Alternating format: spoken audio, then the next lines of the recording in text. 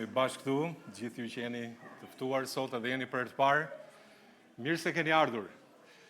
Unë shpresoj që për gjithë ne sot jetë një kohë ndriçimi nga fjala e Zotit, ashtu siç dëshirojmë gjithmonë, por pasazhi që do të shohim sot është një pasazh me të vërtet mjaft i nevojshëm për jetën e secilit prej nesh. Ta dini, roli im si predikues është që të mos ndiheni rehat. Dakor, ky është roli i predikuesit, me thënë drejtën. Edhe ideja pse e them këtë është sepse sidomos në kohën që ne jetojmë sot, ku krishtërimi realisht shpeshherë është i fjetur, është i butë, në gjumë, si kundër e thash, ne kemi nevojë që të rimëzgjuar. Kemi nevojë që të kuptojnë rolin që duhet kemi si besimtar të krishterë, jo vetëm në kishën e Perëndisë, por në botën që na rrethon. Edhe këto nuk janë fjalë klishe, thjesht sepse duhet i përmend nga që mendoj që janë të mira dhe të pranueshme për audiencën, sidomos të dielën paradite, jo as pak është realiteti i jetës krishtere. Pali këtu ka 7 urdhra të veçanta në këtë pasazh që ne do të shohim, të cilat me të vërtet mund të ndryshojnë jetën tonë edhe më shumë. Tani, ne sot jemi të bombarduar me njerëz që dëshirojnë që të motivojnë sukses në jetën e njerëzve dhe duan që njerëzit jenë të suksesshëm. Edhe gjithandej në këtë epokë të sukseseve të rreme, ne shohim këtë realitet. Hap telefonin, aty të gjithë janë suksesshëm. Në Instagram janë me muskuj, në Facebook janë me pushime në Greqi, në TikTok janë me këshilla jete që nuk i zbatojnë as për veten e tyre. Për shembull, ka libra të ndryshëm edhe me të vërtet mund të gjeni se si mund të bëhemi pasur për sa muaj ta lëm. 10 muaj, apo 30 ditë. Se si mund të humbasësh në peshë 10 kile, po e lëm në 2 javë. Okej, dakord. Se si të kesh paqe të brendshme duke ngrënë avokado, për shembull. Interesante, por sot unë do t'i ofroj një gjë tjetër. Jo një sukses që merr like nga Facebooku, apo nga një rrjet social, por një sukses që ka vlerë në qiell. Edhe për këtë do të flasim sot. Është një ndër pasazhet që Zoti ka përdorur në jetën time fuqishëm. Timoteu ishte një djalë i ri, edhe pali me që kishte dishepull apo nxënës në Jezu Krishtin. Ai ka disa këshilla të veçanta për të. Ky drejtonte një kishë, Timoteu, edhe pali i thot duke u përpozuar këto gjëra vëllezërve, ti do të jesh një shërbenjës vinëre, i mirë i Jezu Krishtit, i ushqyer me fjalët e besimit dhe të doktrinës së mirë që ke ndjekur.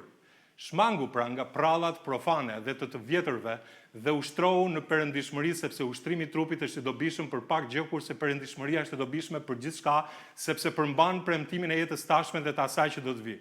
Kjo fjalë është e besueshme dhe e denjë për të pranuar plotësisht, sepse për këtë edhe mundohemi dhe po shahemi, sepse kemi shpresuar në Perëndinë e gjallë që është shpëtimtari të gjithë njerëzve dhe sidomos i besimtarëve. Porosit këto gjëra dhe mëso këto gjëra, askush mos e shpërfillt moshën tënde të re. Por bëu shembull për besimtarët në fjalë, në sjellje, në dashuri, në frymë, në besim dhe në dlirësi. Kushtoju leximit, nxitjes dhe dhënies mësimit derisa të vijë unë, mos e lër pas dorë dhuntin që është në ty, e cila të është dhënë me anë profecie, me vënien e duarve nga plejësia. Kujdesu për këto gjëra dhe qëndro në to, që përparimi yt jetë i dukshëm për të gjithë. Ruaje veten tënde dhe doktrinën, qëndro në këto gjëra, sepse duke vepruar kështu do të shpëtosh veten dhe ata që do të dëgjojnë. Le të lutemi bashkë. Atë faleminderit për këtë mëngjes, faleminderit për këtë ditë. Lutem që të shikojmë dritën e fjalës. Puno me anë të frymës tënd në jetën tonë, Zot. Na ndriço zemrat, mendjet. Të shikojmë se ku jemi, Zot, në këtë realitet, në botën ku jetojmë, që të jemi drita që ty të pëlqen. Në emrin tënd të çmuar lutem. Amen. Kush ishte Timoteu? Vjen re që Pali nuk po i shkruan një engjëlli këtu. Pali po i shkruan një personi real. Dhe në fakt Timoteu, me sa dim nga tradita, ka qenë i ri kur i ka besuar Krishtin. Disa thonë nga mosha 16 deri 20 vjeç, në një moshë të tillë. Këtu kur Pali po i shkruan letër Timoteut, ai ishte rreth 30 vite, 30 vjeç, le të them. Edhe relativisht ishte një djalë i ri me një pasion për Zotin, edhe kishte një baba grek, thuhet në fjalën e Zotit, se libri i Veprave të Apostujve. Nëna e tij jepet me emër besimtare ishte, e unike quhet, gjyshja ishte Loide, kështu quhet, por i mësuar që në voglime shkrimet. Kishte ndikim nga nëna e tij, nga gjyshja e tij sa i takon shkrimeve. Me sa duket babai i tij ndoshta ishte jo besimtar. Po ishte një njerëz që ishte i ndrojtur. Ai sa më vonë pali duhet i shkruante që shiko Timotheu, Zoti nuk na ka dhënë një frym frike, apo jo? Po çfarë na ka dhënë? Një frym force. Po sa mirë e dini ju. Okej. Dhe mendje kthellësie thuhet në fund. Edhe ky njeri kishte probleme me shëndetin, me stomakun her pas here, pali i thot ja se si duhet veprosh. Her pas here në jetën tënde ndoshta kishte një ulcer në stomak për shkak të stresit, të shërbimit, edhe se si shërbesa i kishte sjell tensione. Ishte një person që kishte lot qante për shpirtat e njerëzve, te letra 2 të Timoteut kapitulli 1 dhe vargu 4. Ai shërbente në Efes, një qytet ku tempulli Dianës ishte një nga 7 mrekullitë e botës, ku idhujtaria, magjia dhe korrupsioni, po të shikoni historinë, domethënë korrupsioni moral ishte në çdo rrugicë. Pra Timoteu ishte një njeri. Ishte si ti dhe si unë, si një njeri e kam fjalën, përveç moshës ti.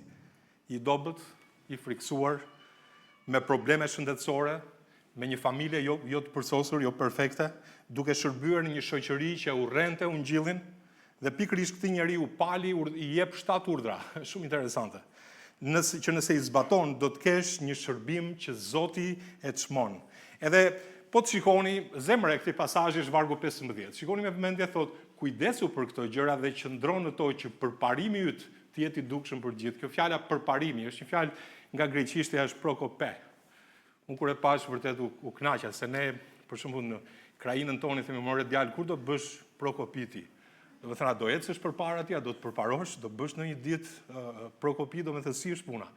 Edhe në fakt është një fjalë ushtarake me këtë konotacion ku në ushtri ushtarët ishin në xhungël, edhe ata duhet të prisnin pemë në mënyrë që të hapnin rrugën për të ecur përpara, për të avancuar përpara.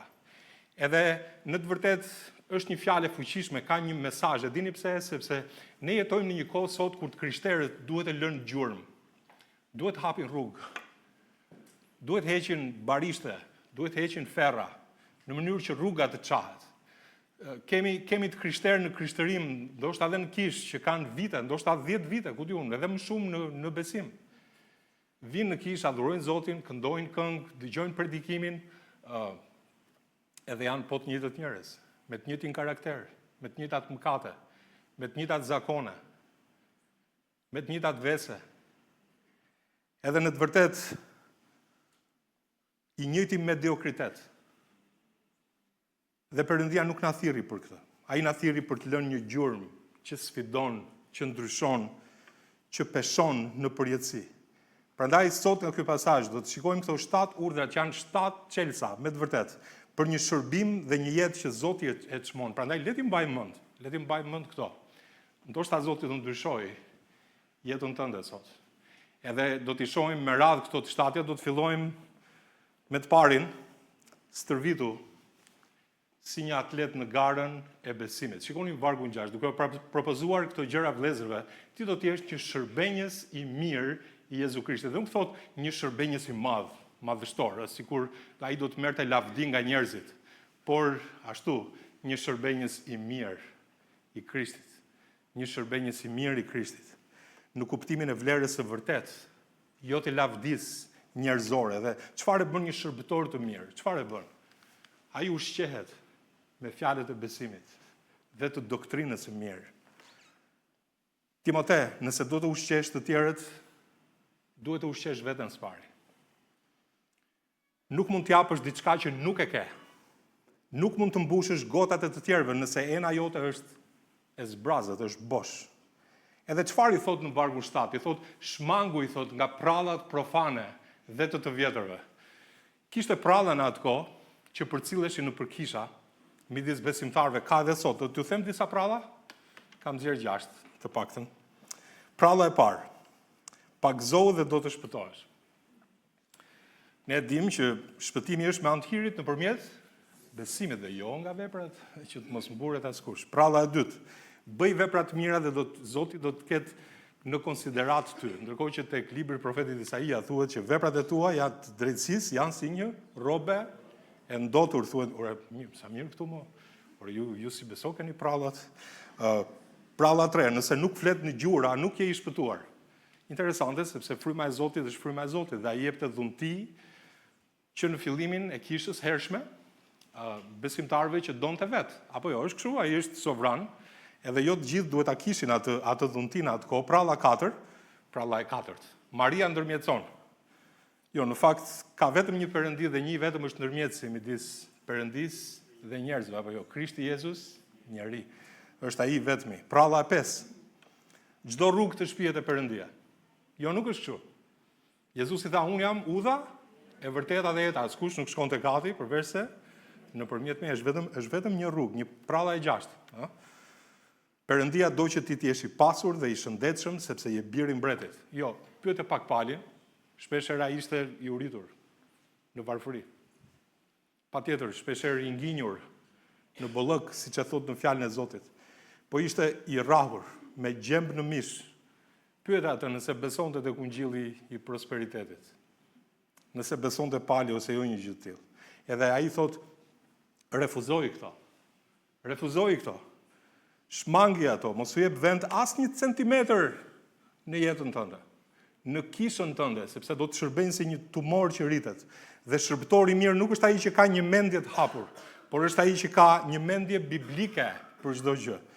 Edhe thot, e di si është puna Timote, ti ushtrohu, i thot, në perëndishmëri. Edhe fjala ushtrohu këtu është me një konotacion shumë të veçantë, ne gjejmë këtë gjë si nga fjala greke që është përdorur aty, e cila lidhet me botën e atletizmit. Është një metaforë ku ka lidhje me faktin që ai që dilte që të bënte gara, të merrte pjesë në një maraton, duhet mos kishte rroba shumë, gati lakuriq. Me atë uniformën për të rendur përpara, që të mos kishte asnjë pengesë. Edhe përgatiteshin për lojrat olimpike. Në fakt, ishte e mundimshme, duhet të stërviteshin, duhet të djersinin, duhet që ta mundonin trupin e tyre, mishin e tyre në mënyrë që të forcoheshin, të arrinin një fazë që të fitonin. Dhe pali po i thot Timotej, jeta frymërore nuk është turizëm.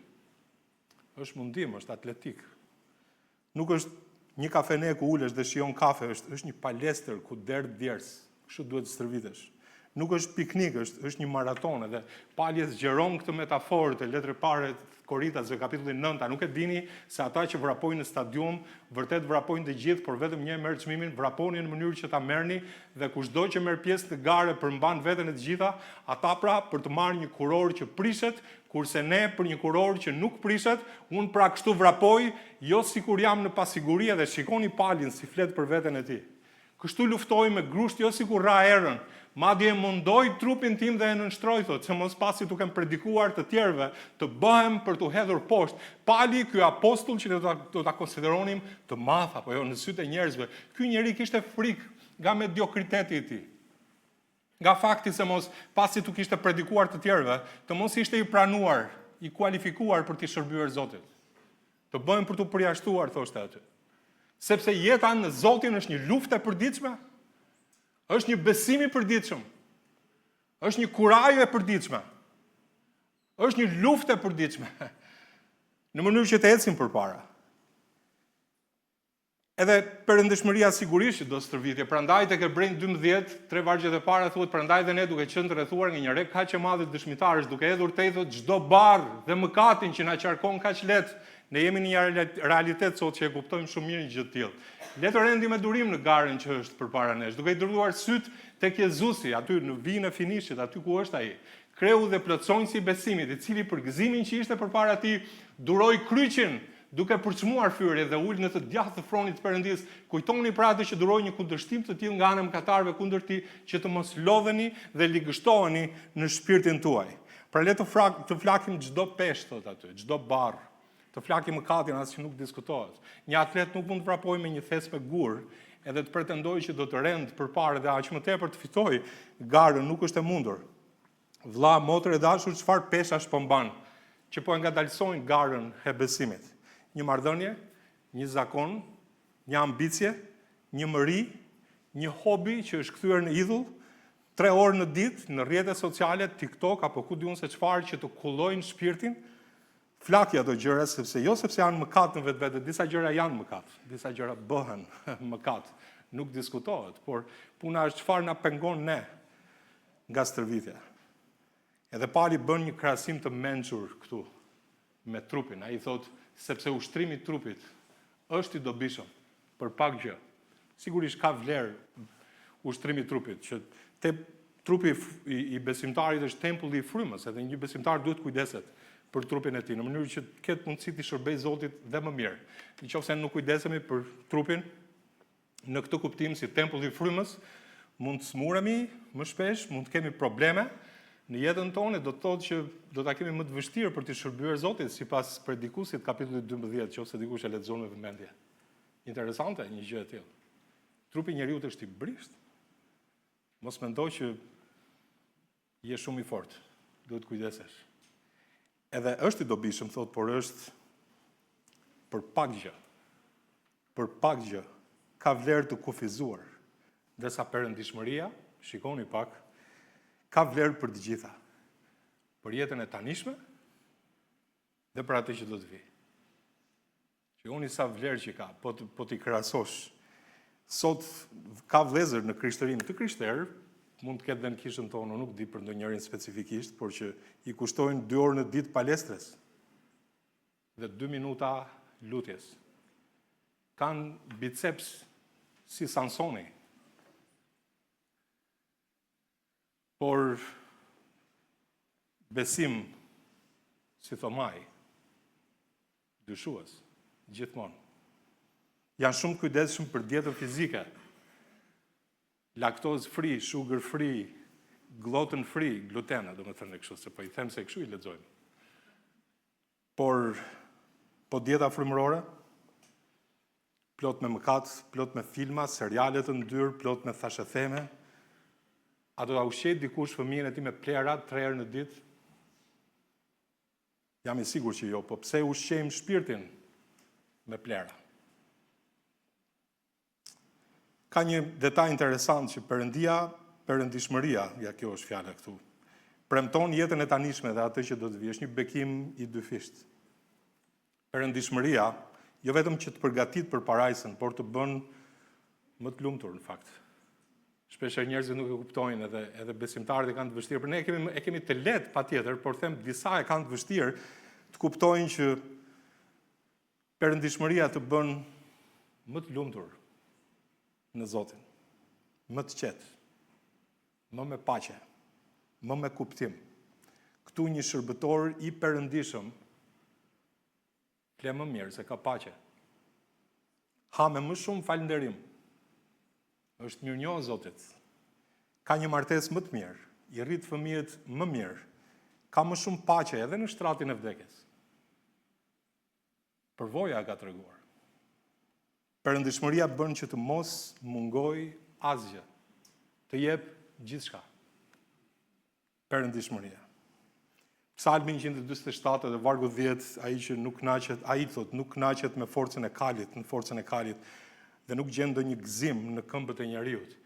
Njeriu përpiqet që të bëjë, të veprojë, të stërvisë trupin e tij, ta mbajë në formë dhe harxhon shumë kohë për këtë gjë, por realisht te Jeremia 9, nuk e kam këtë vargu këtu, nuk e di pse nuk e kam vënë, po kështu thot Zoti, thotë i dituri, të mos lavdërohet me diturinë e tij. Njeriu i fortë të mos lavdërohet me forcën e tij. Me ushtrimet fizike, me dukjen. I pasurit mos lavdërohet me pasurinë e tij, por kush lavdërohet me këtë, të ketë gjykim dhe të më njohë mua, thot Jeremia. Do të thonë Zoti është duke folur aty, po Jeremia e shkruan, thot të ketë gjykim dhe të më njohë mua që jam Zoti që bëj mirësinë, ushtroj të drejtën dhe drejtsinë mbi tokë, sepse kënaqem me këto gjëra, thot Zoti. Forca fizike shpeshherë të fut në telashe, por forca frymërore të nxjerr nga telashet. Me që po flasim për atletizëm, edhe për sport, edhe për mund, edhe për djers, ja disa zbatime praktike. Cakto një orar të rregullt për leximin e Biblës. Nëse do të fillosh edhe ende nuk e ke të përditshëm, caktoje orarin. Siç cakton orar për një takim me dikë. Bëje këtë gjë me Zotin, jo të thuash kur të kem kohë. Kur të kesh kohë, nuk do të bësh kur asgjë. Në fakt, është e vërtetuar cakto kohën, ndoshta në mëngjes para telefonit. para emisionit lajmeve, apo ku diun se çfarë bën. Fillo me disa kapituj nga Bibla. Sido që tjetë, lexo ndonjë psalm gjithashtu. Mirë do ishte. Mbaj një ditar shpirtëror, nëse ende do ta disiplinosh veten tënde. Shiko se çfarë po bën Zoti në jetën tënde. Shkruaj çfarë të mëson ai, ku të preku, çfarë ke ndryshuar. Dil nga zona e rehatis, ndoshta duhet ta agjërosh ndonjë ditë në muaj. Ta disiplinosh veten. Lutu më gjatë se 5 minuta. Mëso përmendesh në një varg nga Bibla. Mirë do ishte, disiplinoje veten. Flak një barr, apo 2 barr, apo çfarë do që të pengon që ti jetë di mirë. Sot, nesër, këtë javë, mirë do ishte. Hiqe sot, mos e shty për një ditë tjetër, nëse je i sigurt për atë që po të pengon. Së dyti, përballo koston e besimit vërtet. Le të lexojmë këto vargje, për shembull vargu 10 thuhet sepse për këtë edhe mundohemi dhe po shahemi, thot Pali, sepse kemi shpresuar në Perëndinë e gjallë që është shpëtimtari i gjithë njerëzve dhe sidomos i besimtarëve. Ai thot Timoteu, di si është puna, mundohemi dhe po shahemi. Mundohemi dhe nuk është e lehtë. Pali gjatë gjithë jetës tij kishte kaluar shumë trazira, turbulenca, të cilat e kishin mësuar, po njëkohësisht edhe e kishin dëshpëruar Palin për shkak të mundimit që po kalonte. Si thot ai në fund të jetës tij, luftën e mirë e luftova, thotë, përfundova vrapimin, e ruajta besimin. Po luftën e mirë e luftova. Ai kishte një luftë, ishte në një betejë dhe ai e kuptonte një gjë të tillë. Shpeshherë Pali ishte në agoni, duke qarë për shpirtat e njerëzve, shpeshherë për shkak të sulmeve që ishin ndaj tij, kundërshtarëve që ishin rritur shumë kundër Palit. Njerëzve që nuk e pranonin autoritetin apostolik të tij. Edhe Pali agonizonte shpeshherë. Mundohemi, thoshte, dhe shahemi, sepse kemi shpresuar në Perëndinë e gjallë. Dhe kur të vi fundi, a mund të themi ne të njëjtën gjë, apo do themi thjesht kam shkuar ndonjëherë në kish, kam dhënë pak të vjetën, kam lexuar në një kapitull, kam kënduar këngë të dielave? Jo, kemi agonizuar ndonjëherë, nuk është fjalë që e shpjegoj unë, përpara Zotit. Në fakt ajo që të bën përshtypje këtu thotë është në Perëndinë e gjallë, thotë, kemi shpresuar që është shpëtimtari të gjithë njerëzve. Do të flasim pak për dhimbjet pastaj, por le të ndalemi këtu. Ai thotë është shpëtimtari të gjithë njerëzve, sidomos i besimtarëve. Këtu vjen një teologji e thellë. Ju mund të thoni si është e mundur, po patjetër, në vargun 10, shpëtimtari i të gjithë njerëzve dhe sidomos i besimtarëve. Shikoni me vëmendje këtu, sepse mund të mësojmë diçka. Kjo fjali e vogël shemb një hierarki të tërë, ose një mal të madh, le të them, gënjeshtrash teologjike. Së pari shemb kalvinizmin. Ata flasin për shlyerjen e kufizuar. Do të thotë që Krishti vdiq vetëm për të zgjedhurit. Ndërkohë që Pali thotë shpëtimtari i të gjithë njerëzve. Interesante, shikoni këtu tek i paska ikur qa Timoteu është ky, se unë duket e thash. I cili dëshiron që gjithë njerëzit të shpëtohen dhe të vinë të njohja së vërtetës, sepse një është Perëndia dhe një i vetëm është ndërmjetësi midis Perëndisë dhe njerëzve, njeriu Krishti Jezus, i cili dha veten e tij si shpërbles vinëre për të gjithë, për dëshmim në kohën e vet.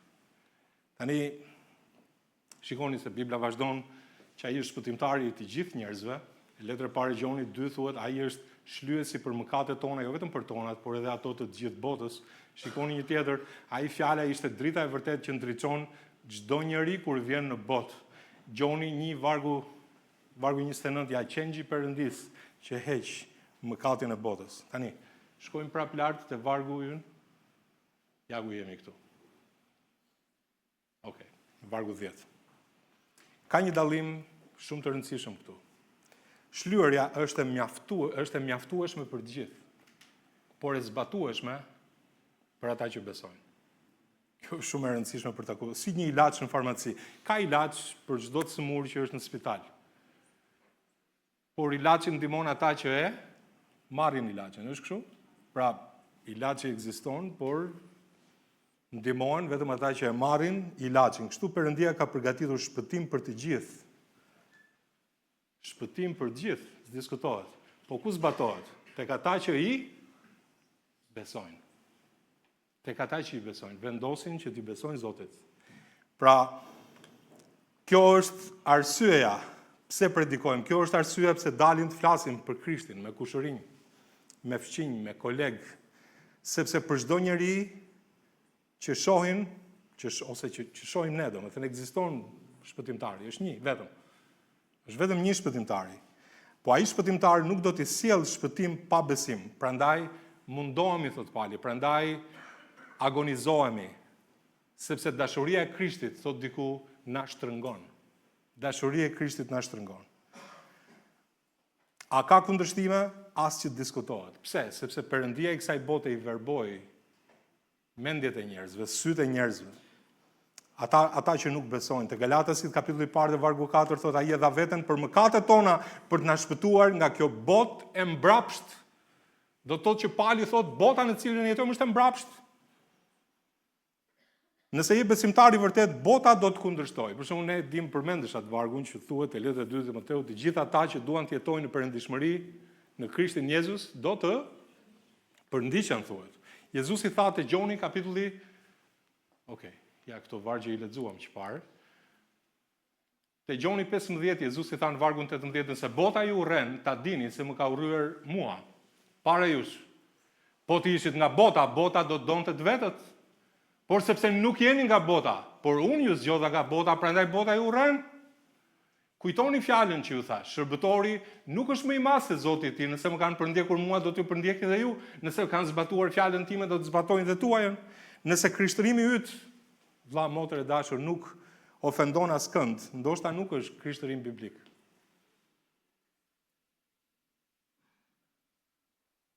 Nëse jeta jote shpirtërore është aq e butë sa askush nuk shikon ndryshe,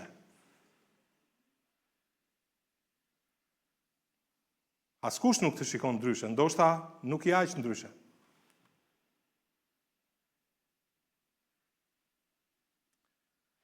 Sepse mund të ketë sot nga ata që duan të jenë si kameleon, që ngjyrosen sipas mjedisit.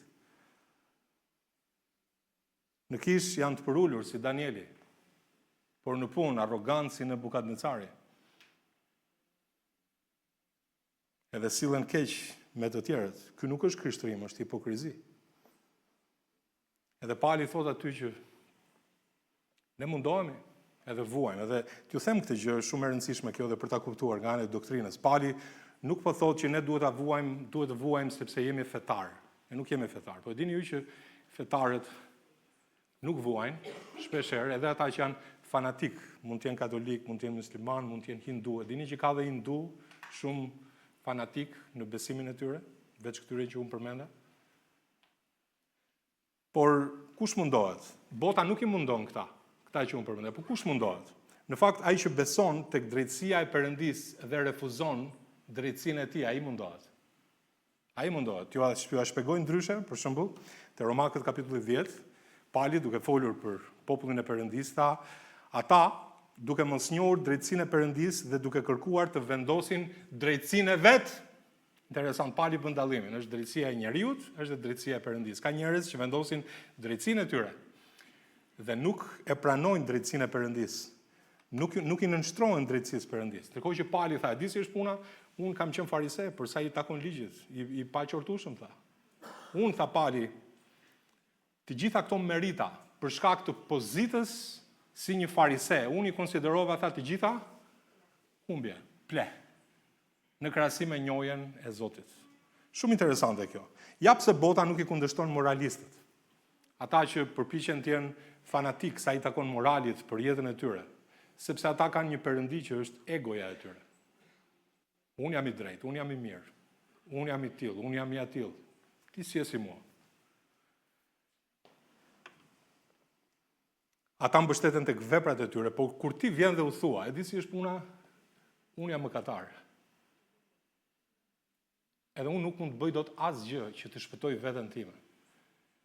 Gjaku i Krishtit, hiri i tij, ai më shpëton. Jo unë vetë. Edhe kur ti thua kështu, zemërimi i botës ndizet, sepse je duke mohuar Zotin e tyre, që është egoa e tyre. Prandaj, thjesht moralistët dhe fetarët nuk vuajnë sot në botë. Po vuajnë ata që nuk i besojnë drejtësisë së tyre, por drejtësisë Perëndis. Ata po edhe duhet ta konsiderojmë këtë gjë, pra shpesh herë ne dëgjojmë dhe justifikime. Ose mund ta bëj dot këtë gjë shumë e vështirë, nuk jam si Pali, nuk e nevojë të jesh si Pali. Ti ke nevojë të jesh si Krishti që banon në ty. Me atë krahaso. Edhe ai ta ka dhënë fuqinë. Në ty nuk banon Pali, banon Krishti. Pali mund të shërbejë si një model, por është Krishti në ty ai që ta jep fuqinë.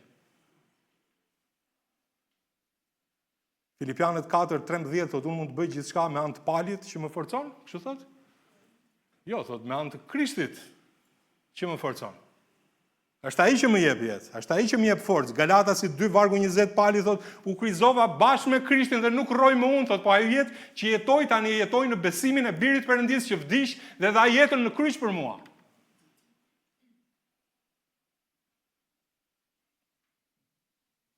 Kur ishte era e fundit që pagove diçka, si një kosto për besimin tënd? Sepse bota na shikon ndryshe. Nëse kolegët në punë nuk e din që je besimtar, ndoshta je besimtar me maskë, hiqe maskën. Zoti nuk e kënaq kjo gjë. Mos u hidhëro kur të kundërshtojnë për besimin. Gëzohu. Mateu 5. Ndaloj justifikimin, duk jam si filani. Krishti është në ty, ai mundet. Kur ai mundet, ti mundesh. Mundesh të bësh diçka. Së treti, bëu shembull i gjallë i Krishtit. Nuk thot shembull i gjallë për Krishtin, po thot i Krishtit, do thot që ti duhet ta manifestosh, ne duhet ta manifestojmë Krishtin në jetën tonë. Ky është vargu më i njohur i këtij kapitulli ndoshta, askush të mos e shpërfill moshën tënde të re, por bëu shembull për besimtarët, thot në fjalë, në sjelljen, në dashurinë, në frym, në besim dhe në vlerësi. Por thot, shikoni aty thot, askush të mos përçmoj rinin tënde. I thot Pali Timoteut. Sa inkurajuese për çdo të ri dhe të re këtu në sallë, për shkak në kish që jeni, Zoti nuk kërkon flokë të thinjura për të përdorur. Ai kërkon një zemër të dhënë pas tij, të dorëzuar. Davidi ishte adoleshent kur goditi Goliathin. Jeremia ishte djalosh kur u thirr në shërbim. Lexoni Jeremia kapitulli i parë. Timoteu ishte i ri kur u dhoqi kishën e Efesit. Por ka një kusht. Doni ta dini cili është kushti? Kushti është, edhe kjo zakonisht shmanget, bëu shembull. Bëu shembull. Ky është kushti. Nëse do që askush të mos përçmoj rinin tënde, mos i jep arsye ta përçmojnë, sepse jeta jote do të flasë më shumë se sa fjalët e tua. Po. Bëu shembull. Fjala shembull në greqisht interesant është fjala typos, që është tipografi, domethënë është kur modelohesh, kur vuloseshin për shembull zarfat me dyll apo qellonin që bënin edhe modele prej argjile. Ato modeloheshin, ishin sipas një kallëpi, le ta them kështu, ja më mirë, që merrnin formën e talonit që përdorej e formës të kallëpit. Edhe Pali thot Timoteu bëu një model i Krishtit, një kallëp. Tingëllon mirë në shqip kjo gjë. Që kudo ku shkon të lësh shenjën e Krishtit në zemrat e njerëzve. Kjo është një thirrje e lartë, është e frikshme. Shikoni si flitet te letra e parë e Pjetrit për njerëzit e Perëndis, thotë, dhe jo si zotëronjës mbi ata që janë besuar, thotë, por si? Duke u bërë shembull, thotë, për tufën. Duke u bërë shembull për tufën. Shikoni letra e parë Tesalonikas, thotë, ju u bët imituesit tanë dhe të Zotit, duke pranuar fjalën në shtrëngim të madh me gëzimin e frymës së shenjtë, kaq sa u bët shembuj për të gjithë besimtarët e Maqedonisë dhe Akajisë. Kushti është shembuj. Ky është kushti. Nëse do të kesh ndikim tek të tjerët, ky është modeli biblik që Zoti ofron. Jo se ne nuk kemi pushtet, por japim një shembull që ju të na imitoni, ne japim një shembull sa e bukur që është fjala e Perëndis. Pali nuk ishte frikë të thoshte më ndiqni mua, siç e ndjekun Krishtin. Edhe a guxon ta thuash të njëjtën gjë për fëmijët e tu? Për kolegët e tu në punë, për nxënësit e tu nëse je mësues? apo për vëllezërit dhe motrat e tua në Kish, pali jep 6 fusha ku duhet jemi shembull. Le të shikojmë një nga një, me shumë, do të thënë, duke i parë me pak detaj. Letër parë Timoteut 4:12, askush mos për shpërfill moshën tënde të re, por bëu shembull për besimtarët në fjalë thuhet. Edhe vërtet, fjala nuk është thjesht çfarë themi, por mënyra se si flasim. Edhe çka zemra qet goja thuhet. Te Ungjilli sipas Mateut, goja jote është termometri i zemrës. Tregon se sa është temperatura aty brenda. Edhe nëse goja jote nxjerr mëri, nxjerr thashë theme, nxjerr gënjeshtra, nxjerr fjalë të ndyra, ajo është gjendja e zemrës tënde. Këtë nuk e them unë. Ajo është gjendja e zemrës tënde. Efezianët 4, vargu 29, Zoti dëshiron që të na ndryshojë nga brenda jashtë dhe thotë asnjë fjalë e keqe mos dalë nga goja juaj, por ajo që është e mirë për ndërtim sipas nevojës, që t'u jap hir atyre që dëgjojnë. Dhe konteksti këtu tek Efezianët, edhe konkretisht këtu ku jemi duke lexuar këtë varg është që fjala e Krishtit banoft në ju. Ai ndryshon nga brenda jashtë, dhe asnjë fjalë e keqe mos dalë nga goja juaj, por ajo që është për ndërtim, thuhet në fjalën e Zotit, që t'u jap hir atyre që dëgjojnë. Kolosianët, kapitulli 4, vargu 6, fjala juaj të jetë gjithnjë me hir e ndrequr, me krip, që të dini si duhet i përgjigjeni gjithë secilit. Të mpreta, të vërteta, të dallueshme. Disa besimtarë janë si zjarrvënës me gojë. Vrapojnë dhe ndezin zjarre kudo ku shkojnë me thashë theme. Të tjerë janë si skaner mjekësor që duan të diagnostikojnë jetën e çdo njeriu. Por Jakobi thot, gjua është një botë pa udhësie. Nëse duam të jemi shembull, duhet të mësojmë të heshtim sa duhet dhe të flasim çfarë duhet. Dikush ka thënë, tani kjo është çike rënd, po unë do ta them, janë fjalë që edhe populli i përdor. Është më mirë të mbyllësh gojën dhe të duket sikur je budalla, se sa ta hapësh dhe të vërtetohet. Por akoma më mirë për ne si të krishterë, them tani, është më mirë të hapësh gojën dhe të thuash fjalë të Zotit që të ndërtosh jetë. Edhe kur hap gojën, mirë do ishte. Në sjellje, bëu shembull në sjellje, ja ku kemi vargun këtu edhe është mënyrë jetese. Për shembull për gratë, te letra e parë e Pjetrit thotë kur të shohin sjelljen tuaj të lirë dhe me frikë. U thot motrave në besim, Pjetri. U flet për stolisjen, për njeriu e fshehur të zemrës.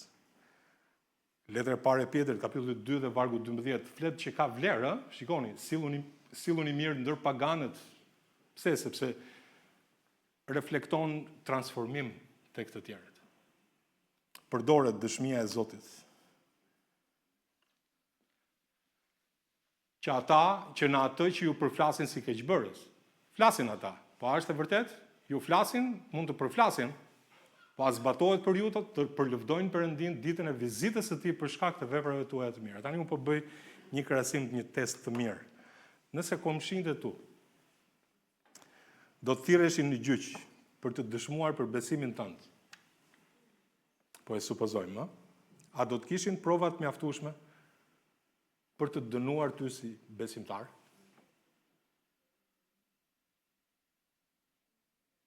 Disa nga ne do të liroheshin për mungesë provash. Vini kështu është? Okej. Në dashuri. Bëu shembull i gjallë në dashuri. Bibla është e mbushur plot në fakt me dashuri. Po, patjetër. Pas kësaj, prej kësaj, thot Jezusi, thot dishepujt do t'ju njohin të gjithë që jeni dishepujt të mi nëse keni dashuri për njëri tjetrin. Shikoni se fjala e Zotit vazhdon te Gjonit, letra e parë Gjon kapitulli 4, ja ku e keni aty, shikoni, thot të dashur, le të duam njëri tjetrin sepse dashuria është prej Perëndis dhe kushdo që do ka lindur prej Perëndis dhe e njeh Perëndin, ai që nuk ka dashuri nuk e ka njohur Perëndin sepse Perëndia është dashuri. Letra e parë e Korintësve 13 është himni i dashurisë. Lexojë ngadalë në shtëpi këtë javë. Ase, mirë do ishte. Po dashuria biblike nuk është ndjenjë. Të gjithë e dim në këtë kishë, që dashuria biblike është vendim. Ta them se çfarë është? Është vendimi për të falur. Është vendimi për të falur kur mund të mbaje mëri. Është vendimi për të dhënë një rast të dytë një vllai që ka gabuar. Është vendimi për të ndihmuar dikë në nevojë, edhe pse nuk e meriton, sipas këndvështrimit tënd. Është vendimi për të dashur Perëndin mbi çdo gjë dhe të afërmin si vetveten.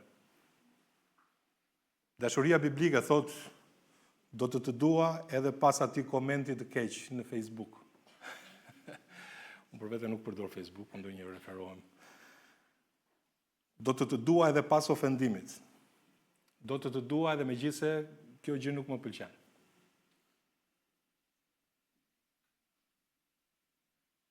Jo më jo. Shembulli gjallë i Krishtit në frym. Në frym. Frym këtu i referohet qëndrimit të brendshëm, temperamentit, entuziazmit shpirtëror, dhe nuk dua të zgjatem këtu, po në fakt Pali thotë Romakët 12, nuk e kam vargun këtu, po thotë mos jini të përtuar në zell, thotë jini të zjarrt në frym, duke i shërbyer Zotit. Është një frym që duket që ty të karakterizon. Një zell, je i zjarrt. Ka besimtarë që janë si bateri të shkarkuara, që përpiqen ose që duken gjithmonë të raskapitur, të mërzitur, të pakënaqur, dhe ka të tjerë që janë si zjarri ndezur. Kur ata afrohen ngrohesh, inkurajohesh. Sa bekim që është. Cili je ti? Një shembull i fortë është Epafrai te letra e Kolosianëve, përsëri se kam vargun, po e citoj. Epafrai që është një nga tuajt, shërbëtori i Krishtit, ju përshëndet, ai lufton, thot, lufton gjithnjë për ju në lutje, që ju të qëndronit përsosur, të mbushur për plot në gjithë vullnetin e Perëndis. Një frym e zellshme, i flakt, i zjarrt për ju. Në besim, ju thash, nuk do zgjasim shumë këtu, po janë vërtet gjëra të bukura këto. Askush të mos e shpërfill moshën tënde të re, po bëu shembull në besim. Besimi nuk është ndjenjë, reflekton veprim. Besimi është siguria e gjërave që shpresohen, thuhet fjalën e Perëndis, bindja e gjërave që nuk shihen. Edhe një shembull në besim do të thotë ti pret në Zotin për përgjigjen e lutjeve, edhe kur vonohet Zoti. Kur nuk ta e përgjigjen menjëherë. Kur pranon që Bibla është pjesa jote, është trashëgimia jote, jo libri i letërsisë në shkollë, apo një roman, apo një vepër në një autor. Është autoriteti në jetën tënde. Kur ti jeton sipas premtimeve të Biblës, jo sipas rrethanave, kur i beson Zotin në situata të vështira, dhe kur diagnoza është e keqe, kur puna humbet, kur rrethanat janë të vështira, besimi vjen nga dëgjimi, dhe dëgjimi vjen nga fjala e Perëndisë. A do të jetosh me besim? A do të kesh besim? Lexo Biblën më shumë. Kështu thot. Besimi vjen nga dëgjimi. Në dlirësi, së fundi. Bëu shembull, në dlirësi, nuk i referohet vetëm dlirësisë seksuale, siç njerëzit e mendojnë shpeshherë, por dlirësisë në çdo fushë. Moralisht, shoqërisht, mendërisht, kush i njeh gabimet e tij, pastrom nga ato që nuk i shoh. Të mos jemi njerëz që i themi të mirës të keqe dhe të keqes të mirë, siç thuhet tek libri i profetit cilit? Isaia, apo jo? Kujdes me jetën tonë. Jetojmë në një kohë ku dlirësia është virtyt që tallet. Hiqe pastërtinë, bëu modern, thot shpeshherë shoqëria ku ne jetojmë, dhe Pali thot bëu shembull në dlirësi. Bëu shembull në dlirësi. Ja me çfarë duhet të ushqejmë mendjet tona. Së fundi, vëllezër, se fillon në mendje gjithçka. Të gjitha gjërat që janë të vërteta. Të gjitha gjërat që janë të ndershme. Të gjitha gjërat që janë të drejta. Të gjitha gjërat që janë të pastra. Të gjitha gjërat që janë të dashura, të gjitha gjërat që janë me formë të mirë, nëse kanë ndonjë virtyt, nëse kanë ndonjë lëvdim. Këto mendoni. Shumë besimtarë pastrojnë shtëpinë e tyre 3 herë në javë, por mendjen asnjëherë gjatë javës me leximin e fjalës. Pastrojnë makinën çdo të shtunë, por zemrën nuk e pastrojnë. Kujdesen për vlerësinë fizike të trupit, dush, parfum, deodorant, por kalojnë orë të tëra me sytë mbi ekranet që ndotin shpirtin. Mund të përdorësh ekranin për gjërat e dura, por e kam fjalën për gjërat e tjera, ajo çka hyn përmes syrit është ushqim për shpirtin, çdo film që sheh, çdo video në TikTok, nuk e di pse ç'më ka gjetë me këtë. Pasi e kam dëgjuar në lajme shpeshherë këto 2 vjetët e fundit. Çdo foto në Instagram që sheh është një vakt që ti po i jep shpirtit. Edhe ndyrësia është 3 llojesh.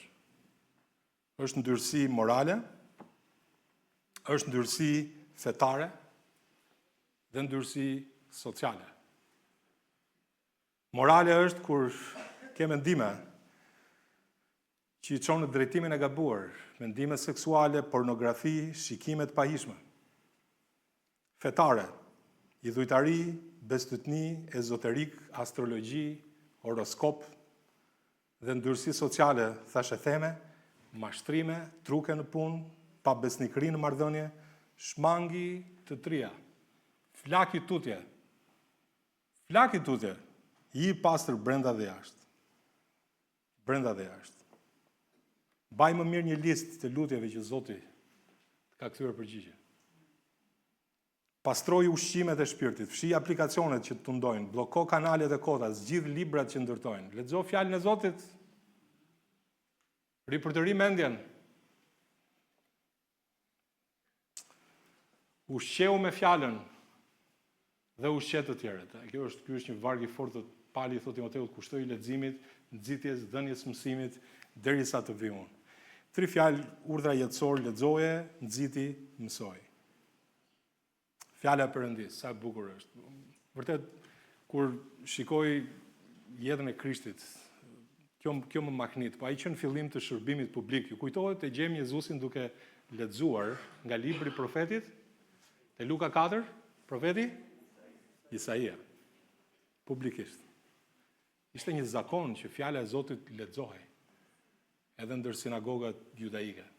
E kujtojmë këtë gjë tek libri i profetit Nehemia, apo jo, kur ata shpallnin publikisht fjalën e Zotit. Është një kurajim për ne që ne kemi nevojë ta lexojmë Biblën, ta lexojmë fjalën personalisht. Psalmi 119, himni i fjalës 176 vargje që lavdërojnë fjalën e Perëndisë. Nëse ju ka humbur gëzimi për fjalën, do kemi Biblën pas 2 javësh, konferencën, unë me zipres. Fjala jote është një llampë në këmbët e mia, një dritë në shtegun tim. Në zemrën time kam ruajtur fjalën tënde, që të mos më katoj kundër teje. Ligji për të rinj 11, do t'i shtini këto fjalë në zemrën dhe në mendjen tuaj, do t'i lidhni si një shenjë në dorë, do t'jenë si ballore midis syve, do t'u mësosh bijve tuaj duke u folur për to, kur i ulur në shtëpinë tënde, kur ecën rrugës, kur i shtrirë dhe kur çohesh, do t'i shkruash në shtalkat e shtëpisë tate dhe mbi portat e tua. Sa e bukur që është. Fjala e Zotit. Kam bërë një llogaritje në fakt, mu desh pa kohë, po duke lexuar një kuriozitet, po njerëzit shpenzojnë mesatarisht sot 3 orë në ditë në rrjetet sociale. 3 orë në ditë. Kjo do të thotë 1095 orë në vit. Duke parë disa statistika, sa uri duhet dikujt të lexojë Biblën. Për shembull, gjithë Biblën nga fillimi në fund i duhen, unë po marr atë që lexon me terezi, 90 orë. 90 orë. Gjithë Biblën nga fillimi në fund. Nëse do të lexonin Biblën në këtë kohë, 1095, mund ta bëni vetë llogarinë, do ta kishin lexuar Biblën afërsisht 12 herë në vit.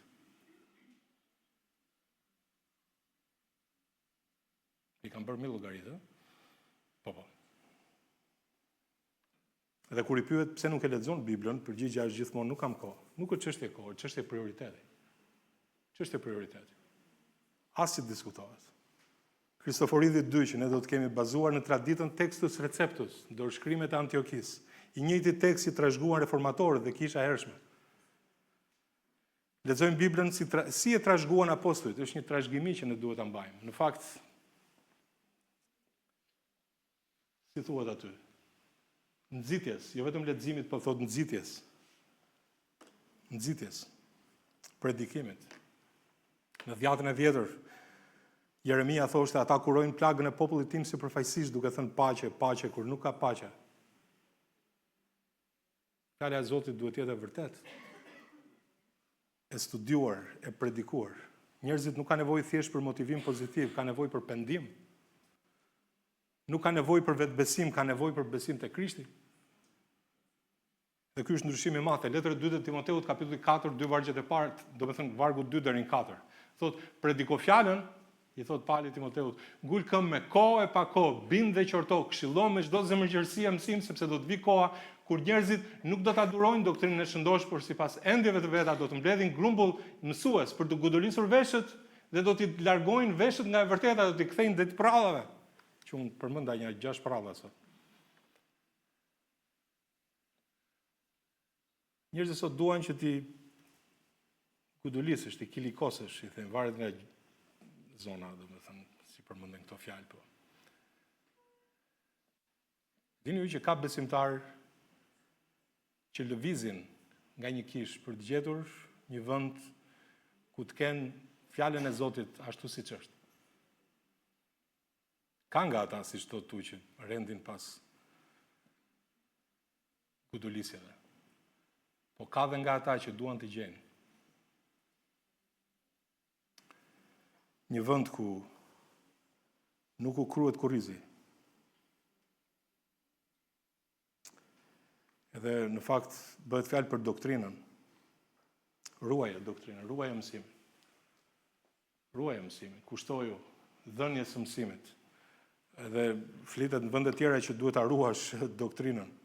Nuk diskutohet, por duhet të mësosh doktrinën. Çfarë do të thotë? Ja, nuk do zgjatem shumë, por letër 2 Timoteut 2:15 thotë i zellshëm të dalësh përpara Perëndisë i provuar si punëtor që nuk ka pse të turpërohet, që ndan drejt fjalën e së vërtetës. Edhe çfarë do të thotë kjo? Të dallosh. Sinqerisht, ne mësojmë këtu në këtë kish, doktrinë. Këtë javën që kanë kaluar kemi mësuar pak më shumë doktrinë, sot është më praktik mesazhi, po mbretëria e qiejve ndryshon nga mbretëria e Perëndisë. Nëse e para ka lidhje me profecitë mesianike, e dyta është frymërore, më universale. Shpëtimi në dhjatën e vjetër përmbushet në dhjatën e re? Është një doktrinë tjetër, domethënë besimi në premtimin e Mesisë u bë besim në Mesin që erdhi, në Krishtin. Amen. Së treti, periudha e kishës është ndryshme nga periudha e 1000 vjeçare. Zbulesa 20, kisha nuk është Izraeli, as mbretëria nuk është kisha. Do të dallojmë këto. Ligji dallohet nga hiri. Ligji u dha nëpërmjet Mojsiut, hiri dhe e vërteta erdhën me anë të Krishtit. Thuhet tek Gjoni kapitulli 1 dhe vargu 17. Pozicioni ynë në Krishtin dallohet nga praktika jonë në Krishtin. Vërtet nga ana e pozitës, nga ana pozicionale, ne quhemi të shenjtë në sytë e Zotit për shkak se ne i falit gjitha mëkatet në dryrin e kryqit në Kalvar. Por nga ana praktike ne duhet të vazhdojmë të shenjtërohemi derisa Krishti të vijë. Pa doktrinë të shëndosh, besimtarët janë si foshnja që drithërohen nga çdo erë mësimi.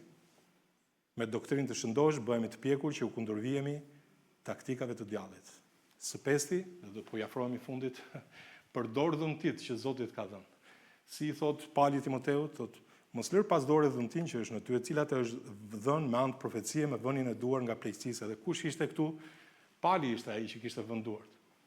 Për këtë arsye po të kujtoj të ndezësh dhëmtinë e Perëndisë që është në ty përmes vënies së duarve të mia. Edhe në të vërtetë, mos e lër pas dore.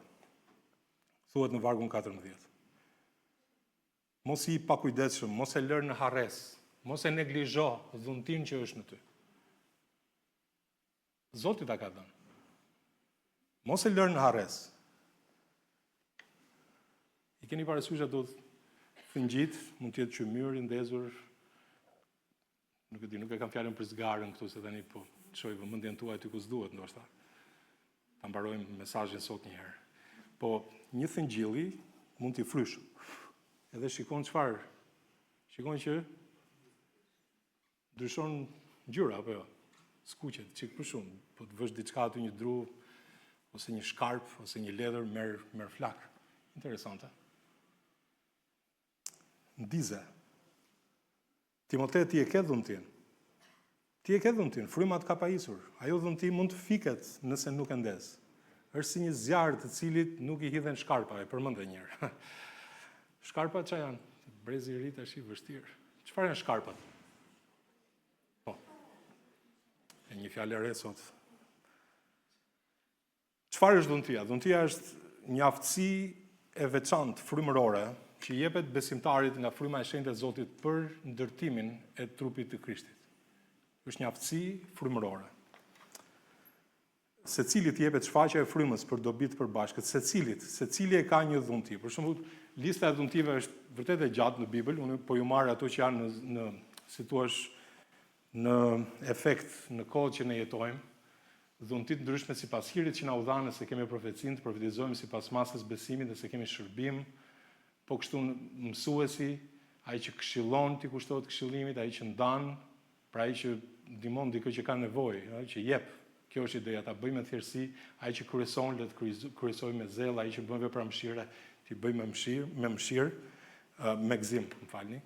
Kjo është fjala, po këto janë dhunti. Keni te letra parë Korintësve 12, fjalë njohurie, fjalë urtësie, etj. Keni Efezianët 4:11, apostull, profet, ungjilltar, barinj dhe mësues. Keni edhe dhunti që janë shenjash, mrekulli, larmi gjuhësh, etj, shërime. Nuk diskutohet. Zoti i ndan dhuntit në dhunti folse dhe shërbyese. Sipas letrës parë të Pjetrit 4, vargu 10-11, i keni dy aty kategoritë. Sigurisht që ka talente, dikush ka talent në muzikë, në pikturë, në kompjuter, në gatim, në organizim, kujdes me fëmijët, kujdes me të moshuarit, mikpritje, ndërtim, etj. Dhe ja këto janë edhe talente që Zoti jep dikujt, me zërin për shembull. Një talent Zoti mund ta pajis në mënyrë të mbi natyrshme, e kthen në një dhunti, shumë interesante kjo. Po dhuntia zbulohet, zhvillohet dhe zbatohet. Si mund ta zbulosh dhuntin? Dhuntin, se thot dikush, unë nuk e di se çfarë dhunti e kam kur lexon këtë listë këtu. Si mund ta zbuloj? Shërbe. Dhuntia zbulohet në shërbim. Nuk zbulohet, nuk do të ofendoj askënd, por duke ndenjur se nuk po përdor fjalën karike, po kolltuk. Jo, duhet të lëvizim. Lëviz edhe do shikosh se çfarë dhunti e ke, do ta kuptosh. Do verifikohet. Dhuntia zbulohet kur ne shërbejmë edhe nuk është dekor dhuntia. Përdore dhuntin. Në qoftë se ti nuk e përdor dhuntin, po ja vjedh trupit të Krishtit. Pse ja vjedh dhuntin trupit të Krishtit? Kush ta jep këtë? Të drejtë. Ti je një gjymtyr. Edhe Zoti do që ty të përdor. Përdore dhuntin. Perëndia ta ka dhënë.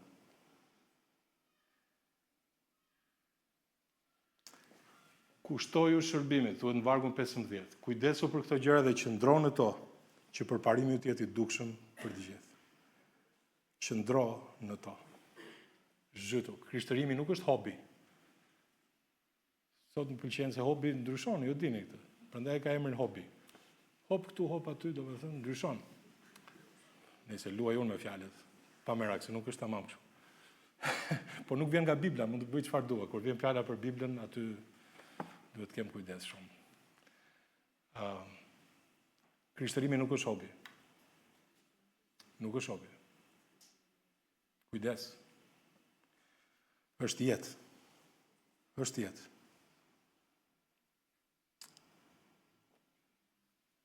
Romakët 12, ju lutem pra vëllezër, nëpërmjet dëmshurisë së Perëndisë ti paraqitni trupat tuaj si flit i gjallë të shenjtë, të pëlqyeshëm për Perëndin që është shërbesa juaj e mençur.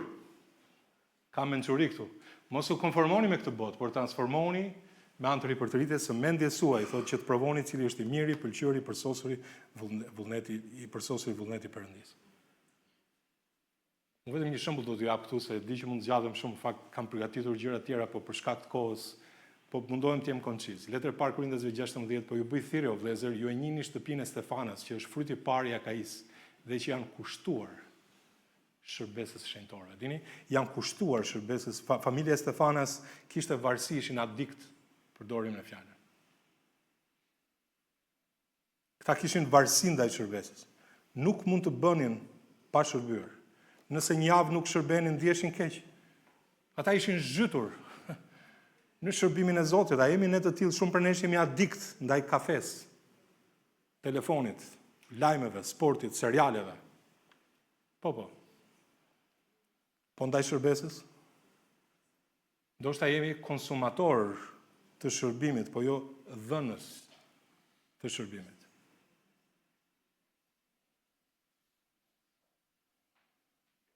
Dhe sfundi, ruaje veten dhe mësimin, i thotë ruaje veten tënde dhe doktrinën, ja ku e kemi këtu.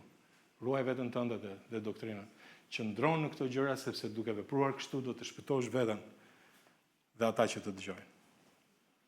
S'pari ruaj veten, i thotë Timoteut. Nëse ike nga binarët, nuk jeton vetëm për vete. Ai që jeton, thot, nuk jeton për vete, thuhet diku në fjalën e Zotit. Dhe ai që vdes, nuk vdes për vete, me qëra fjalë. Kujdes.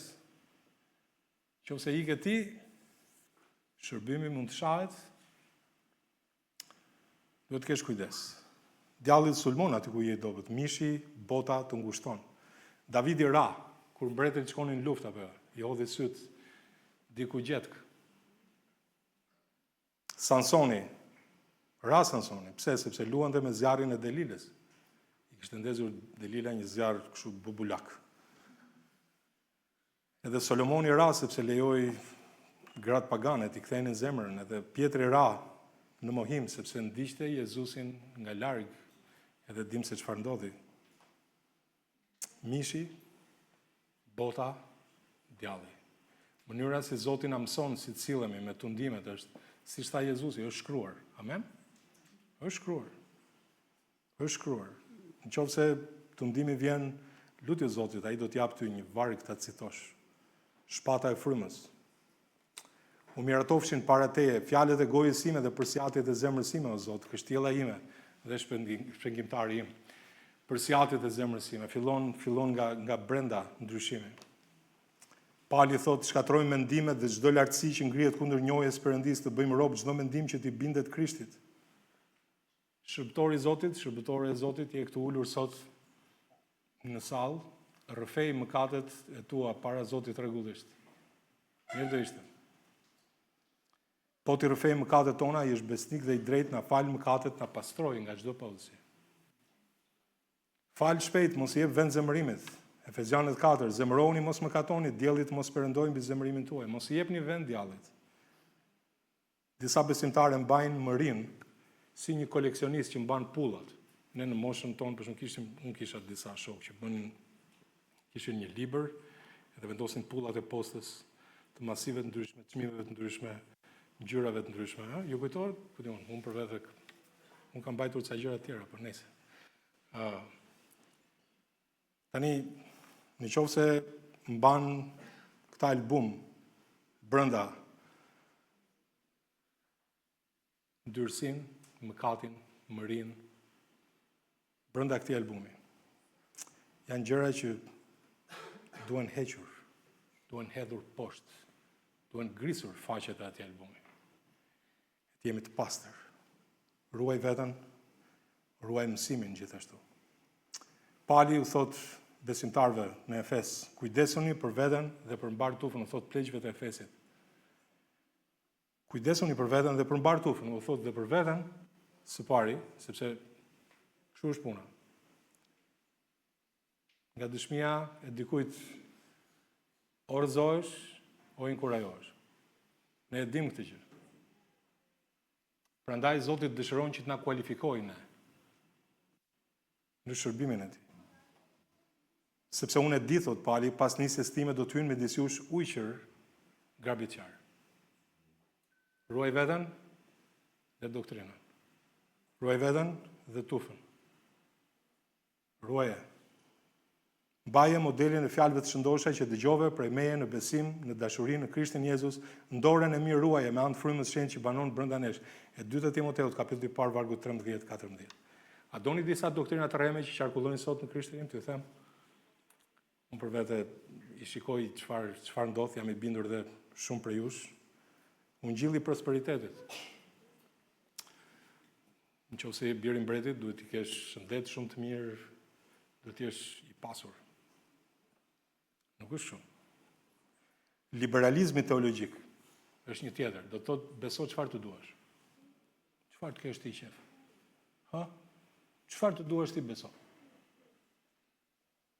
Krishtërimi progresiv. Krishtërimi është duke evoluar, që legjitimon çdo mëkat? Jo, nuk është kështu. Kujdes. Kujdes. Një doktrinë tjetër është sinkretizmi, nuk është fjalë e madhe, po ka të bëjë me bashkimin, me fetë e tjera. S'ka problem kjo, s'ka problem ajo, jemi bashkë, jemi besimtarë të gjithë. Jo, më nuk është kështu. Ruaje doktrinën. Ruaje doktrinën. Unë përmenda disa gjëra nga herezit vjetra, të ringjallura etj. Vlla, motre dashur, ruaje mësimin, ruaje doktrinën. Mos lejoj që të prishet nën kujdesin tënd. Do të shpëtosh veten dhe ata që do të dëgjojnë. Kjo fjala shpëtim nuk ka lidhje me shpëtimin nga ferri, ëh, besoj se kemi parasysh gjithmonë kuptimi i fjalës është në kontekst, për shembull, fjala shpëtim në Bibël është shpëtim nga ferri kryesisht, nga dënimi, por nuk përdoret vetëm për ato, është edhe shpëtim nga rreziku. Për shembull, ju marr një ngjarje nga libri i parë i Samuelit, nuk do zgjatem këtu, kapitulli 14, Sauli kishte ndaluar që dikush të hante ndonjë gjë pa korrur fitore mbi ushtrinë armike. Jonathani merr mjalt, ju kujtohet, edhe vuri pak në gojën e tij dhe shikimi ju i qartësua dhe tani Sauli kuptoi që rregulli ishte thyer dhe tha, ai do të vritet. Populli e shpëtoi Jonathanin dhe ai nuk vdiq, thuhet në vargun 45. Pra, ishte shpëtim fizik, nuk ishte ka lidhje me, pra varet nga konteksti ku përdoret. Kur thot do të shpëtosh veten tënde dhe ata që të dëgjojnë, e ka fjalën për shërbimin, për shërbesën nga shkatërimi. Do të shpëtosh shëndetin shpirtëror të kishës. Po do të shpëtosh shumë njerëz nga ferri gjithashtu, që ata t'i besojnë Krishtit. Pali thot se mos, pasi tu kem predikuar të tjerëve, të bëhem për t'u hedhur poshtë. Po secilit duhet ta shikojë për veten e tij, jo për tjetrin. Oh, ja, filani kështu, shiko veten, shiko njërë veten, shiko e trau njërë, në syrin tënde, dhe kjo është biblike. Mos e gënje veten, nëse dikush ka shërbes, le t'i kushtohet shërbeses. Pali thot, te par Korintësve 10, do ta mbyllësh vargu fundi që do të citoj. Sikurse edhe unë përpiqem të pëlqej të gjithëve në gjithçka, nuk kërkoj përfitimin tim, por atë të shumtëve që të shpëtohen. Mbase je këtu sot në sallë, është herë e parë që vjen. Faleminderit që jemi disnesh. Le ta them këtë gjë. Në fjalën e Zotit thuhet që të gjithë njerëzit janë mëkatarë, kanë shkelur ligjin e Zotit. Në mëkat do të thotë të shkelësh ligjin e Perëndis, që Zoti është i shenjtë, është i drejtë. Të mos vjedhësh, të mos mashtrosh, të mos vrasësh. Ne kemi në fjalën e Zotit që edhe megjithëse mund ta urrësh një tjetër, është njësoj sikur ta kesh vrarë në zemrën tënde. Të mos bësh betim të rrem, mos marrësh në përgojë emrin e Perëndis më kot, të nderosh prindrit, apo jo, besoj se këto janë urdhërimet, një pjesë prej 10 urdhërimeve. Të mos lakmosh gjën e tjetrit, gruan e tjetrit, për shumë interesant, ka lidhje me shkeljen e kurorës edhe në zemër, jo thjesht fizikisht. Interesante. Të gjithë njerëzit janë mëkatarë. Edhe pagesa për mëkatin është vdekja. Zoti jep shpërblim vdekjen për shkak të mëkatit. Prandaj njerëzit vdesin sot. Nëse është hera e parë, për ty sot kuptoj që Zoti është mbi çdo gjë njerëzore. Edhe ai ka standardin e tij që është i shenjtë. Ama megjithëse njerëzit meritojnë dënim të përjetshëm për shkak sepse Zoti është i shenjtë. Zoti që është i shenjtë është gjithashtu i dashur. Ai erdhi në tokë në një trup njerëzor. Emri i tij është Jezus. Ai erdhi si njëri prej nesh, në shëmbullim mishi njerëzor. Edhe pagoi pagesën që ti dhe unë meritonim, që është vdekja. Ai vdiq në kryq. Pa i vdiq fizikisht, mori mbi trupin e tij në drurin e kryqit mëkatet tona. Mori mëkatet e tua. Por ai ishte Perëndi në mish gjithashtu. Edhe vdekja e tij në kontekstin e Perëndisë është e përjetshme. Sepse Perëndia është i përjetshëm. Dënimi në sytë e Zotit që është jashtë kohës është i përjetshëm për mëkatin, sepse liçeni i zjarrit do të jetë i përjetshëm. Nuk ka purgator në fjalën e Zotit. Ama ai person që i beson Krishtit, që vdiq në kryq për mëkatin tonë, ai do të marrë dhuratë që vetë Jezusi ja jep, jetën e përjetshme. Në qoftë se je këtu sot është herë e parë dhe dëshiron ta marrësh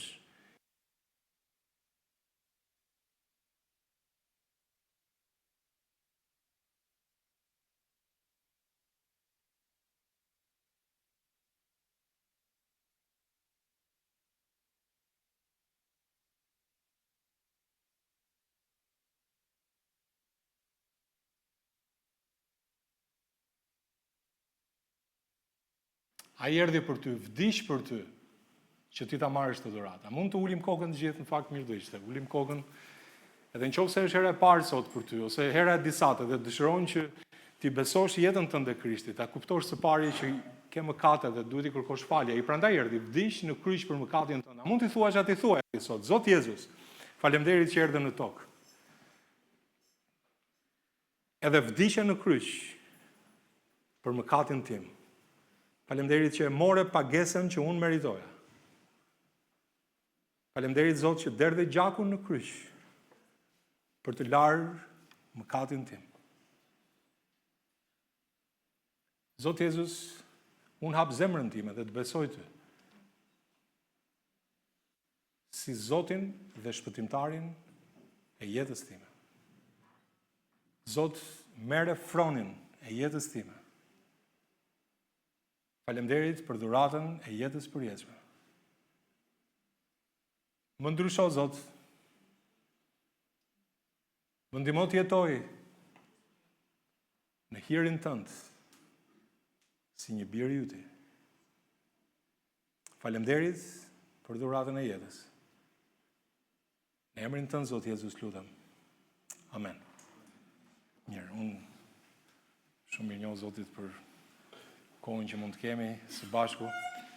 Siç e thash, pas 2 javësh do të kemi konferencën e Biblës. Tani përgatitur, do të jetë ditë e gjatë, para ditët e mbas ditët do kemi më shumë detaj javën që vjen, por është data 3 maj. Në datën 1 e keni pushim, dyshin të bëni çfarë doni, ndan ju bëni si doni çdo ditë, se nuk po ju them unë, por në datën 3 do të jemi këtu. Do të jemi 3 kishat, kisha e Kino Studios, kisha e Bathores edhe ne do të jemi këtu. Dakor? Në datën 3, në Durrës do të jetë shtunën, po e njëjta gjë do të jetë këtu të dielën në datën 3. Në datën 2 do të jetë në Durrës, e njëjta konferencë, dhe në datën 3 do të jetë këtu në Tiranë. Folësit, Erioni edhe Xhefi do të ndajnë fjalën e Zotit edhe do të flasin për Biblën, mezi presim për atë. Gati për hajde.